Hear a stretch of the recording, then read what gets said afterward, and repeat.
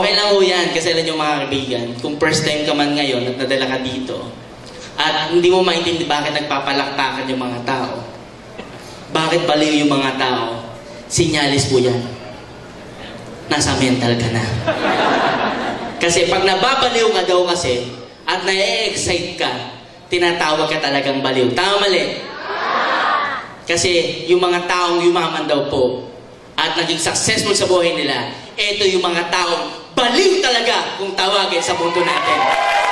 Ano yung mga kaibigan? Kaya ako sa totoo lang nung araw, tinatawag din nila ako, baliw din ho. Alam mo sabi ko, okay lang yan. Kung baliw man ako, yumayaman ako. Gusto niyo ba maging baliw? Sino gusto maging baliw? Taas kamay. Plastic. Yung gusto maging baliw, tumayo! Ana, halata. Sabi na, ano na yan, ano na yan. Nakuha niyo po? Kasi alam niyo mga kaibigan, kailangan talaga baliw ka. Kailangan aggressive ka. Nakuha niyo po? Mga kaibigan, ano bang dahilan bakit ang tao tumatayo tuwing umaga? Ano bang dahilan bakit ang tao kahit pagod, kahit puyat, kahit nare-reject, kahit pinagtatawanan, aggressive pa rin, tuparin ang pangarap niya? Alam mo bakit? Kasi ikaw mismo gusto mong makalayo sa buhay. Maraming tao, sa totoo lang po, nalulungkot. Bakit siya mayaman? Bakit siya asensado? Bakit siya tumama? Bakit ako hindi? Alam mo mga kaibigan, tandaan mo, hindi ito mahalaga kung anong sitwasyon mo sa buhay. Ang pinakamahalaga, kung ano gusto mong maging pagdating ng araw. Okay lang yan kung saan ka nanggaling, kung anong sitwasyon mo. Ang pinakamahalaga mga kaibigan, gaano ka kagigil, baguhin ang sitwasyon mo na kinalalagyan. Yes. Mga kaibigan, kung babalik-tanawin ko lang ang pinanggalingan namin bago kami nagsimula at bago kami nakarating dito sa sitwasyon namin, baka sasabihin mo mga kaibigan, lamang kapang dihamak kung saan kami nagsimula. Nakao mo yun? Pinipigilan kami tumuloy sa gusto kong puntahan. Pero alam mo, sabi ko, okay lang yan kung hindi ngayon. Kasi bukas, siguradong tatamaan ko na yan. Alam mo ba mga kaibigan, halos araw-araw sa sitwasyon ko, hindi ko alam kung matutupad ko pa yung gusto ko. Pero one thing in my mind, ito yung gusto ko. Sabi ko nga kay God, pag natutulog ako sa gabi, sabi ko, Lord, ano po ba talagang dapat kong gawin para magbago yung sitwasyon ko? Ano yung dapat kong gawin para makuha ko yung gusto ko? Alam mo, sabi ko, parang pinipigilan na ako ng sitwasyon. Pero alam mo, sabi sa kanya, bago kumikit, Lord, kung ayaw mo man, gusto ko pa din. Tutuloy pa rin ako, kasi ito talaga yung gusto ko. Alam mo yun, everyday, lahat ng gusto kong puntahan para makuha ko yung gusto ko, parang ang labo-labo, parang hindi siya matutupad. Pero mga kaibigan, maniwala kay sa akin, basta yung pangarap mo na yan, hawak mo sa puso mo, at nalalalagay sa katawan mo, maniwala ka sa akin, huwag ka lang bibitaw.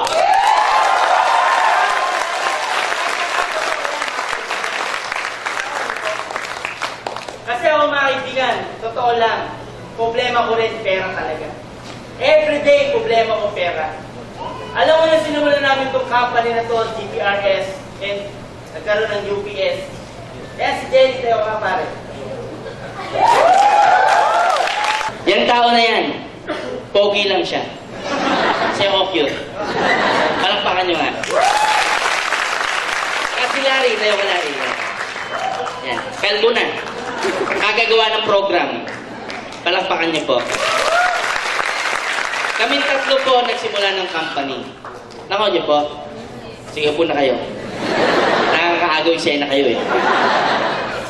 Alam mo yung mga kaibigan, yung huling pagmamarket namin ni Sir Jelly, alam mo, pauwi na kami. Inikot namin yung buong Nabaliches na yan. Talagang nilakad namin, binaybay namin yan. Wala kaming na-close. Sabi niya, pre, uuwi na ako. Oo nga, uuwi na tayo. Sabi niya, may pera ka ba dyan? Sabi ko, meron, 500. Nasaan? Nasa ATM, withdrawin mo. Sabi niya, eh pag na-withdraw, wala na matitira. 200 lang kunin mo, gago. Wala na akong pera. Siya mismo umaayaw na. Alam mo, sabi ko sa kanya, pare, ngayon pa lang ako titira, ayaw mo na. Imaginein mo ang response ni God. Pag talagang determinadong ang makuha ang gusto mo. Grabe. Instant po. Instant yung reply ni God. Kaya tandaan mo, pag parang imposible, pag parang hindi na totoo, pag parang walang nangyayari, dapat lalo kang tumuloy. Kasi ibig sabihin, sinusukat ka na ni God kung deserve mo ba yung pangarap na sinisigaw mo.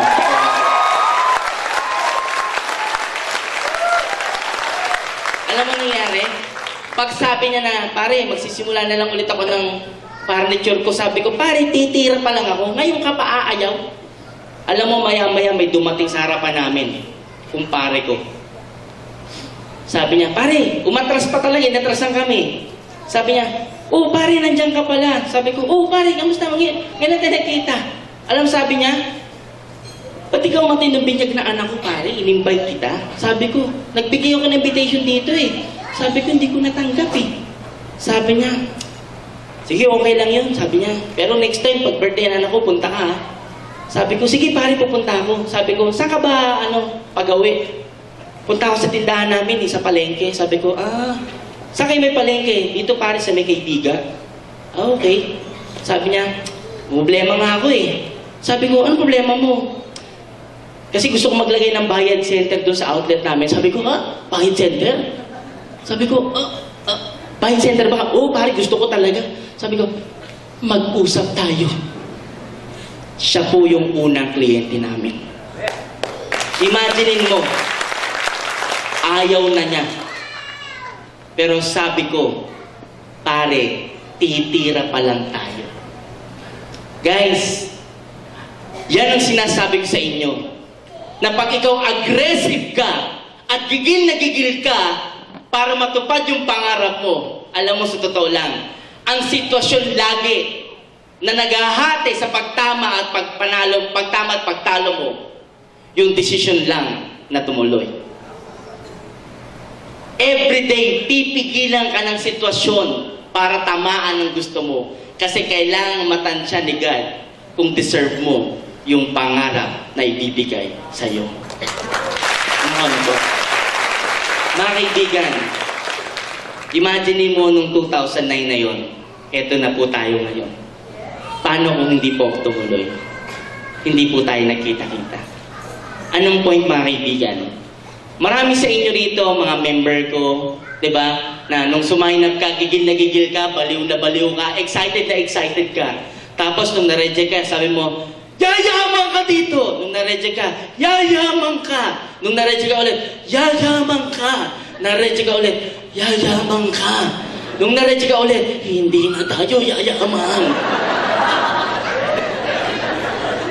Tama mali? Bakit ganun habang tumatagal, pahina ng pahina ang sigaw mo? Alam mo mga kaibigan, okay lang yan. Kasi kung isang taong ka nang nahihirapan at wala pang nangyayari sa'yo, mas lalo ka dapat tumuloy. Tama? Bakit? Hinuhubog ka na po. Hinuhulma na yung sitwasyon mo. Tama? Pag 2 taon na wala pang nangyayari, malapit nang maihulma yung sitwasyon mo na yan. Pag 3 taon na yan at wala pa rin nangyayari, ibang usapan na yan. Pero ang tip ko, lalong huwag tumigil. Bakit? Nakakahiya na yan. Tama mali? Imagine mo, sinisigaw mo sa lugar mo, pare, yayaman na ako, pare, yayaman na. Eto na ngayon, in-invite mo lahat. Tapos titigil ka. Paglabas mo, after 3 years, nakabayong ka na. Ayan yan, si Moy Bayong. Sabi niya, yayaman siya. Yan na. Gusto niyo ba yan? Hindi. Guys, kailangan lang po yung aggressiveness nyo sa pangarap mo, lagi yan nasa puso mo. Tako niyo po? Dapat po nakabakat na yan sa isip mo.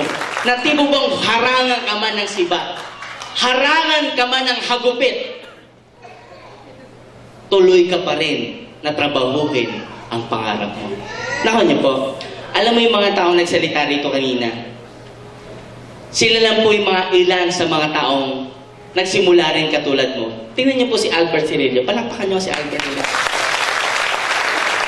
Sino yung nagsasabing kailangan kumpletong katawan mo para yumaman ka? Siya ho kulang. Kaya nga pag bumili ng sapatos, lugi. Kabyak lang nasusuot. Wala bang 50% discount yan, pre? Sayang. Naku niya po. Tanda mo mga kaibigan, ang pinag-uusapan dito, ikaw.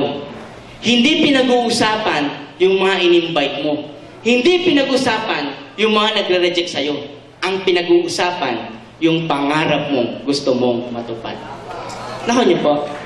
Kaibigan, 1998, when I started to do networking, kung maibabalik ko lang sitwasyon, alam mo, lahat ayaw sumali. Sila, in-invite ko itong dalawang pogi na to. Pumapalakpak pa ang lakas. Woo! Grabe! Woo! Makdo na tayo, pre! Tapos hindi na nagpakita sa akin. Nangyari sa inyo? Sino dito yung hirap na hirap siyang na-invite bago sumali? Kaya ka nahihirapan, karma-karma yan. Nako niyo po. Kaibigan, kung bakit po ganito ako lagi, every time na tumatayo ako sa harapan, sabi ko nga, pag tumayo ako sa harapan, para ako nagiging super saiyan. Alam niyo bakit? Kasi nakabakat sa isip ko yung bagay na gusto kong mangyari sa buhay ko. Kahit simulan natin kwento, kahit bukas ulit, kukwento ko sa'yo paulit-ulit, isa lang yung gusto ko. Malinaw sa akin yung gusto ko. At gigil na gigil ako doon kasi alam mo bakit? Lahat ng bagay na-create siya 2 beses. Una, sa isip. Pangalawa, sa actual. Tama? Pag na-compute na ng isip mo yung mga bagay na gusto mong mangyari sa'yo, alam mo, maniwala ka sa akin, dun pa lang, achieve mo na siya. Ang kailangan mo na lang gawin, tatrabahuin mo na lang. Naku niyo po, problema ko pera dati, problema lahat sitwasyon, ang dami kong problema. Alam mo bakit? Pati sarili ko, namumblema na ako kung kaya ko. Pero alam mo, hindi. Tumuloy lang po ako. Yung gigil ko everyday, alam mo yun yung pag may kausap ako, hindi po pwede, hindi siya mabaliw eh. Kaya lahat ng prepresentahan ko, pagkatapos ko mag-present, alam sasabihin ko sa kanya, naintindihan niyo po ba? Alam sabi, hindi. Sasali po kayo? Oo. Imagine mo na hindi naintindihan, sasali. Bakit po? Dapat ganyan kang klase mag-present. Pasinin nyo, pag ang dami mo sinasabi, naintindihan ng kliyente mo. Naintindihan mo, ma'am? Opo. Sasali ka? Hindi. Bakit? Naintindihan eh. Tama? Pasinin mo yung katabi mo, tanungin mo, nung nag-present, naintindihan ba niya? Tanungin mo. Sagot niya, hindi. Kasi sumali, grabe. Tama, mali. Kaya huwag niyong gagalingan. Lulupitan niyo lang. Nakuha niyo po? Kasi mga kaibigan, pag gigil na gigil ka at baliw na baliw ka sa paggawa mo sa business na ginagawa mo, maniwala ka sa akin. Yung kausap mo, hindi niya tinutugnan yung sinusulat mo. Hindi niya tinitignan yan. Tinitignan niya mata mo, ikaw. Naintindihan mo? Hindi. Totoo. Kasi lahat na in-interview ko, yung mga downline ko na binaliw ko dati, pag tinanong ko, naintindihan mo ba na present ko? Hindi. Pero grabe. Grabe yung energy mo. Ano, sali ka? Oo, sali ko. Sali talaga. Bakit po? Gigil na gigil po ako. Why? Kasi nung minarkahan ko na yung pangarap ko, sabi ko, by hook or by crook, makukuha ko siya. 1998, ang pangarap ko lang dati, kotse, Corolla, 1998. After 1 year, na-achieve ko siya. Alam mo, ang matindi pala, pag sinimulan mong tumupad ng pangarap mo, pag nakuha mo yung isa, yung mga susunod, simple na lang. Simple na lang. Maniwala ka sa akin. Alam mo bakit? Kasi yung pangarap ko ng 1998, ngayon po, hindi ko na pangarap. Bakit po? Iba na yung pangarap ko. Ang goal ko lang dati mag 1 million. Ngayon po, ang goal ko na maging bilyonaryo po. Tanong, pag ako naging bilyonaryo at kasama ko kayo, ano ang tawag sa inyo? Ayaw niyo bang sumama sa pag-agos ng tubig? Sabi nga nila, pag ang pila ng baso natatapunan ng tubig at napuno ang puno, anong susunod na mapupuno? Yung mga baso. Kaya dapat, kung nasa puno ng baso ka, huwag kang papayag na maging pangalawa, pangatlo, pangapat, pilitin mong nasa pangalawang baso ka lang. Ama? Sino yung mga tao na yun? Gusto niyo bang malaman kung sino yung mga tao na sa pangalawang baso lang? Gusto niyo malaman kung sino yun? Ito yung mga taong walang pakialam sa gabi, walang pakialam sa umaga, walang pakialam sa sitwasyon, walang pakialam sa panahon. Ang gusto lang itong tao na to, trabahuhin, hagupitin yung pangarap niya sa buhay. Ano ba? 7 reasons, 7 steps on how to maintain your aggressiveness to achieve your dreams in life. Number 1, the law of clarity. The things or dreams you want to happen in your life. Alam mo, hindi po bang pag clear na clear sa mind mo, yung gusto mong mangyari sa buhay mo, maniwala ka sa akin, kahit saan ka tumingin, yun ang nakikita mo. Kahit saan ka tumingin, yun ang nakikita mo. Bakit po? Malino na malino sa mind mo, yung gusto mong mangyari sa buhay mo. Sino nito yung mga tao na in love? Yung first time nilang ma-in love? Nagturo pa, ay, siya. Nung first time mong na-in love, sino nakikita mo sa bawat corner ng buhay mo? Sino? Di ba katatingin mo? Siya talaga. Tama mali. Doon sa mga babae, nung first time na in love, clear na clear yung gusto niya. Sabi ng nanay niya, huwag kang makipag-date kay Jose. Malinaw? Opo, Daddy. Pag-text ni Jose, dito na ako sa ilog, susunod ka na. Nasaan si Nene? Nasaan si Nene? Nasa ilog din. Bakit po? Malinaw na gusto niya si Jose. Guys, pag ikaw nangarap, parang pag-ibig din yan. Dapat malinaw sa mind mo yung gusto mong mangyari sa buhay mo. Harangan ka man ng sibat. Harangan ka man ng nanay mo. Anak, magtakip ka na ng tenga. Naku niyo po. Bakit mga kaibigan? Ganun dapat kalinaw. Tingnan mo si Bill Gates, si Steve Jobs. Itong mga tao na to na tinatawag ng mga baliw. Si Albert Einstein, na mga henyo ng mga tao, ang sabi sa kanila, baliw. Bakit? Kasi malinaw sa mind nila yung gusto nilang mangyari sa buhay.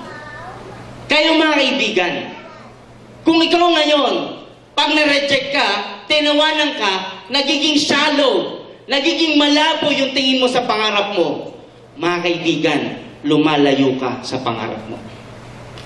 Dapat ngayon pa lang. Kaya sabi nga nila, di ba? Kailangan meron kang clear picture. Kung hindi mo kayang imagination, lagyan mo siya ng larawan. Dapat lagi mong nakikita. Araw-araw, pag na-reject ka, tignan mo lang siya. Pag na-depress ka, tignan mo lang siya. Bago ka matulog, tignan mo siya. Why? Kailangan maging habit na ng katawan mo na yung pangarap mo na handoon sa mind mo. Kasi pag lagi na siyang nasa mind mo at naging habit na siya, yung galaw ng katawan mo, maiiba. You will act like a millionaire. Alam mo mga kaibigan, kaya sabi nga nila, kung ngayon hindi ka pa mayaman, okay lang yan. Sabi nga take it until you make it. Tama? So ngayon pa lang pag tinanong ka, dapat sabi mo, kamusta ka na? Eto, mayaman. Libre ka, pagsali mo. Diba? Kasi marami kinakabahan. Tandaan mo, dun pa lang sa alam mo na pwede kang yumaman, lamang ka na sa tao sa labas. Lamang ka na. Alam mo bakit? Yung mga tao sa labas, alam lang nila kumita. Kayo ngayong nandito sa room na to, alam niyo na pong yumaman. Ano niyo po? Law of focus. Kailangan nakapokus ka. Pag yung pangarap mo, gigil na gigil ka na-install na yan sa mind mo, dapat focus ka na. Huwag yung pabago-bago ka. Hindi pwedeng iibahin mo lagi yung goal mo. Hindi pwedeng iibahin mo yung gusto mo. Kung ano yung gusto mo, yun na dapat yun. Trabahuin mo na talaga siya. Kahit anong mangyari. Harang ka man ng kahit ano, maghirap man ang sitwasyon mo, okay lang yan. Alam mo bakit? Maraming taong bago yumaman. Talagang grabe ang dinaan ng sitwasyon sa buhay. Ang importante, nung sinet mo na sa mind mo, yung gusto mong marating, focus ka na doon. At willing kang trabahuin yun, whatever it takes. Malinaw po? Law of intensity. Ano yung sabihin mga kaibigan? Dapat gigil na gigil ka everyday. Dapat kitang-kita sa iyo yung energy mo na talagang desperate ka na ma-hit or makuha yung pangarap mo sa buhay. Nako niyo po, kasi maraming tao, alam mo, sa totoo lang, parang silang hot bath. Alam mo yun? Yung ngayon mainit, bukas hindi. Meron ba kayo nakita na tubig uminit ng patay sindi? Kumulo? Meron wala? Wala. Anong punto mga kaibigan?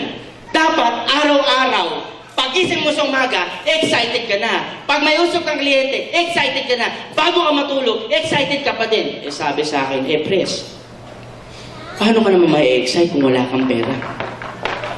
Alam mo sa totoo lang, lalo ka dapat manggigil. Bakit? Kasi wala kang ng pera. Alam mo ba dati pag umahataw kami sa out of town, sinasabihan ko na yan sila Nams. Sabi ko, Nams, hindi tayo pwedeng umuwi dito na wala tayong pay-in. Bakit? Pamasahe lang yung dala ko. Papunta lang to. Pag hindi tayo nakapagpa-pay-in, hindi na tayo makakauwi. Kaya sabi ko, sabi sa akin, Pres, maraming sabugan dito. Maraming dito, nang bobomba. Sabi ko, wala akong pakialam sa bomba. Ang pinapakialam ako, pay-in. Kasi pag wala akong pay-in, hindi ako makakauwi. Bakit? Mas malakas ang bomba sa bahay namin. Sabi ko naman, ay tirahin natin yan, Pres. Yan sila Kalay. Tanong mo kila Kalay. Tayo ka nga Kalay. Yan. From Tugigaraw. Alam na alam nila ang sitwasyon namin nung nagsimula. Grabe po. Yan yung palakpakan yung hapo yung tao na. Yan yung mga tao kasama ko nung nagsimula kami. Na alam mo yun na ang pinangahawakan lang nila nang tumaya sila sa akin. Alam mo kung ano? Yung vision ko. Nasabi ko, ito yung mangyayari sa atin. Alam mo, everyday po mga kaibigan, sabi ko nga sa mga member ko, sa mga coaches ko, alam mo, hindi ko maintindihan kung saan nanggagaling tong energy ko. Every time magtutok ako sa harapan. Kasi alam mo bakit? Na-install na sa mind ko, sa katawan ko, yung gigil mga kaibigan. Kasi alam mo bakit? Nakuha ko na ng minsan, uulitin ko na lang ulit. Kaya doon sa mga first time na ina-achieve yung mga pangarap nyo, at ikaw ay nare-reject, at ikaw ay nade-depress. Alam mo mga kaibigan, ang tip ko sa inyo, do it every day. Make it a habit na excited ka lagi. Pag na-immune ka na dyan, maniwala ka sa akin, kaya wala kang pera, kaya lagi kang kapos, kaya lagi ka nare-reject, maniwala ka sa akin. Tuloy-tuloy yung excitement level mo dyan. Ito matindi. Pag nakikita ng mga kliyente mo, ng mga prospect mo, ng mga ini-invite mo, na hindi na sila sumama, excited ka pa rin. Hindi na nga sila na-join, baliw ka pa din, humahato ka pa din. Alam mo itong matindi, sila na ang mababaliw ka iisip sa'yo. Alam mo bakit? Kasi nagtataka na sila, wala nang sumali, hataw ka pa rin ng hataw.